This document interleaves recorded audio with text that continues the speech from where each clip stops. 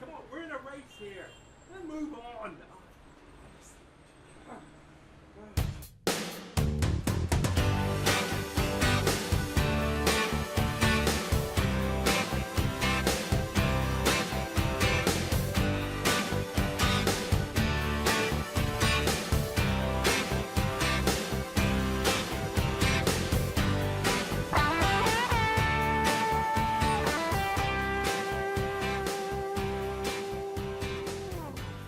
Hi everyone, welcome to another review, and last time you saw me talk about Indulgence. That was a trick-taking game from this new publisher, Restoration Games, who is bringing back old games that have been lost to time, giving them a nicer makeover, cosmetic upgrade, and then re-releasing them in 2017 and onwards. We've already had Indulgence, this one is Downforce. This is a racing game that has been around for, quite a while. In fact, I mean, the history on the back, it gives you, they give you the history on these, which is really cool. For 40 years this has been around. It's been known as a Top Race, Daytona 500, Cleveland Grand Prix. This has had so many names, and now finally back in 2017 we have Downforce. So what is it? It's a very simple Formula One racing game. And it's got similarities in how it plays out to Camel Cup. That's the way I prefer to call it, instead of Camel Up. You choose which one you like. But in Camel Up, you were racing camels around a track, and you bet at certain times during the race on who you thought was going to win overall. And the earlier you did it, the more money you got. This has got a similar kind of thing to that. You will start off with a driver and a special ability, which you auction off. And then as you race around the track, you will get occasions where you can bet on who you think will win. And the earlier you do it, the more money it's worth if it pays off. But of course, you also want your own personal car or cars to get to the finish line first, because it also earns you more money that way. However, unlike Camel Up, which was basically just a random luck fest, this one has a bit more tactical play to it. And it's amazing. I love this game. I didn't think I would have any sort of desire to enjoy a Formula One basic racing game. I've played Formula D in the past, and that was okay, but it went on for ages, and you were rolling dice, and people counting out their moves ahead of time, and it just dragged on far too long. This has completely kicked Formula D to the curb. No pun intended. It really I have no desire to even want to seek out that game anymore, because I now have this. So what's so good about it? Well, first up, it's so simple. The time limit on this game is about 30 to 45 minutes, and that's pretty accurate. If it's taking you anywhere close to an hour, it's because you've got a full player count and everyone's kind of taking it slow. This shouldn't take you longer than 45 minutes, and with less players you can do it even quicker. It really is a super fast game. But the crux of this is that when you actually move the cars, you don't just move your own, you potentially move everybody else's. You have a hand of cards where they have the coloured tracks on them with numbers, and the idea is that you will move that particular colour car that many spaces depending on what's depicted on the card. And there's all sorts. There's some with all of the 6 cars on there, there's some with only 1, some with wilds, they vary in how they are. They are dealt out equally at the start of the game so that they all exist somewhere, and you will play one of these cards and do the move. But you can move the cars how you like, and they have to move to a legal space. But if you move the cars in such a way that they get blocked, tough. Literally like that. And you have to go from top to bottom. There is that steadfast rule, but you can set it up so that, okay, if I move him first to there, he can't go any further, which blocks them so they can't move, but my car can go right through there. All happy days. The amount of shouting that goes on in this between players as you block them and get out yourself, and as people rave about who's getting in the lead and who's stuck in bottlenecks, there's a lot of it. Think of an old racing game called Ave Caesar. I've seen it played. I haven't had the chance to actually play that one myself. But when you watch that game, people are shouting and screaming at each other because you block each other religiously in that game. Happens in this as well. Do not play this game if you're an angry player who's easily agitated by things not going your way, because you will block in this game a lot. That is kind of half the gist. There are bottlenecks on certain corners, and that's set up deliberately so that happens. And you're going to block others, they're going to block you. It's just going to happen. Deal with it. But my God, it generates so much laughter as everybody is just shouting at each other, saying, you know, why'd you block me? Ah! And all you can do is just enjoy the moment. It's not stressful enough that it's like, you know, agitating, and it's not like too punishing either.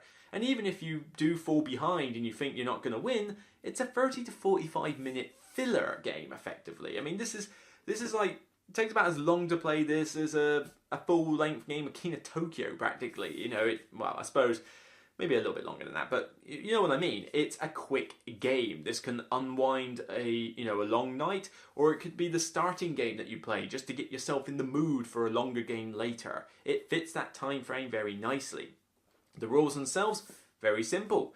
You just auction a car at the start, so you basically just flip over a special ability and you bid money on how much you want to spend for that car. Once you've done that, do the race, play the cards in turn order and move the cars, as I said, blocking each other and going around the track. And then as you pass over certain points, note down on your little sheet how much you want to bet on who's going to win. And you get a nice, I wonder if I can bring it out actually. You get this very nice score pad that tracks everything that you need on here. I'll get onto the other components later, but I'll mention this, yeah. You get this huge score pad. I mean, a lot. Look at this. That's a lot of sheets. Now, granted, if you play this game religiously, you're going to run out of this eventually. But you can find prototypes photocopies on the internet, or you could just simply take a copy and photocopy it a million times, whatever way you want to do it. But it's a nice, color score pad with everything that you need on there. Tells you where, in the rules, tells you where to write the auction price, gives you where to write the bets, tells you what money you'll get at the end for payouts, and then it's got a final score at the bottom where you'll add your winnings and deduct how much you bid at the start. It's very clever, but it's a cool, nice little upgrade. As for everything else in this, ooh, it looks good. This is very good. I mean, the cards themselves are fairly basic, but the graphic design is solid. You can't look at a card and not understand what it does. But the board is one chunky, thick board. This one has had a serious cosmetic upgrade from, its previous iterations. I've seen images on the net of them. And yeah, we're not talking like Michael Menzel style artwork, but we are talking, sizable board. Yeah, sizable board there with a track, and it's double-sided. You've got a Monaco track on the back, so you've got two tracks here. Good value for money. Granted, doesn't really matter which track you play on, they're all fun, but look how, it's a good quality board. I mean, this is sturdy and thick, probably one of the thickest boards I have ever seen for a game. So it looks the part on the table. The cars are little like plastic miniature cars, they look really cool as well. And everything's just got that, it looks like it's a quality product for the price you're paying. And the price is not that bad. For the amount of times you will get to play this game, it's a fairly reasonable price for it. But yeah, you're paying for the component quality, and if you're just going to play this the occasional time, maybe you're not getting your money's worth. But this is one that you could bring out a lot, particularly with family and kids. Kids could get into this easily, and I'm sure they'd enjoy the whole blocking thing. But families would get it. I don't see why my parents wouldn't understand this. I think it would be pretty straightforward. Although, these are my parents. We'll have to find out when I actually show them this game. Maybe Christmas time. But yeah, anybody could get into this. It says ages 14 plus on the box, but rest assured, the only reason it says 14 plus is because of the choking hazard with the cars. Because they are small, they are made of plastic, a young one could choke on them. But that's the only reason that's on there. If you know they're not going to choke on the product, then an 8-year-old could get this game. It's pretty simple. The special abilities that each driver has are unique. They break the rules in certain ways. You could argue some are more powerful than others, and I would probably say that maybe one or two of them are a little bit more powerful than others, but not to the point where it breaks the game. I've seen cars win that haven't had, major powers, and it does depend on how you use them. But yeah, it could be that some of them you think, well, that's a bit more useful than others. But then, it's balanced out by the fact that if you know what you're doing in this game, granted new players might suffer a bit, but if you've played this before, you know the abilities. And so you would bid more money for the cards that get that ability. So if you think one's too powerful, then bid more money on it and get it yourself. But I've not seen any ability yet get to the point where it's so powerful that it's an auto win. I've seen equal footing on these, and of course, if you think the ability's not great, then don't bid so much money for it. And then suddenly you get a car with an ability that you paid so little for. Because remember, they're deducted at the end of the game. And I have seen some scores remain very tight at the end due to the fact that one person didn't pay as much as someone else for their auctioned car. But this will generate a lot of laughs. It will generate a lot of interaction between players. I mean, there is this oozes player interaction for a racing game, and sometimes you don't see that very often. And it's just refreshing to have a racing game where it doesn't require a million rules. You know, you get some out there where it's like, okay, I moved the car along this track. Now, if I'm in your slipstream, that means I get +2. Let me check out my chart. Okay, and oh, I'll play this card. This means that your brakes need fixing, so I'll go into the pit cruise, right? I'll spend that much money. Some of them can get stupidly complicated. What's so bad about just having a game where you just race? Race, win, finish, collect your money. Snowtails did sort of that job for me. You know, it was a little bit longer than the average quick racing game, but it was still pretty light, pretty solid, and it was just have fun husky dog sled racing. This one, though, is just straight up race Formula 1 cars, race, bet, finish. Nice and simple.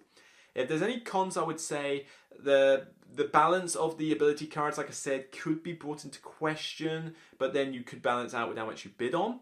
But I also wish there was more of them. I wish they were more varied, because you have enough for all of them to be in every game. And that's it. There's no others. They really should have maybe brought in at least another whole set of them. At least 2 sets worth of abilities. So that you could mix and match.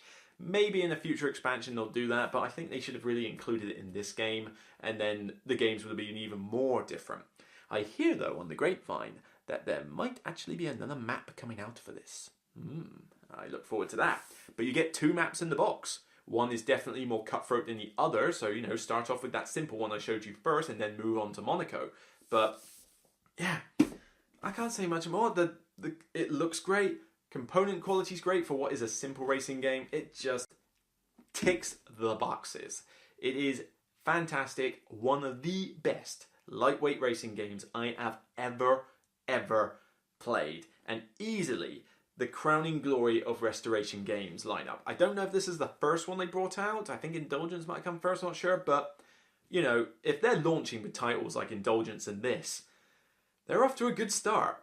I look forward to see what Restoration Games bring out next, if this is the kind of, like, quality that they're doing with their games. So, I look forward to seeing what happens next. But, for now, Downforce. Definitely worth the time. So, for me, if I was giving this a rating, I would say easily a 9 out of 10. I suppose I would have liked more ability cards, but it's a small niggle. It scales well with players. It's so much shouting. I think I could almost actually give this a full 10. I think this deserves a 10. It's just so much fun. So much fun. And the cons are so minor that I don't really mind it that much. You know, it's not enough to bring that rating down. But of course, I've already given you the strengths and weaknesses of this game, so make up your own mind. Is this for you? Let me know. Any other racing games you like? Let me know as well. So, if you like what you see, subscribe to the channel on the podcast, and I'll see you on the next Broken Meeple review. But also, remember, this is a lot of screaming and shouting, and you will block everyone to your heart's content. Just remember, it's a very short game, and it is still only a game. So calm down, just enjoy the ride, and I'll see you on the next Broken Meeple review. Take care, guys.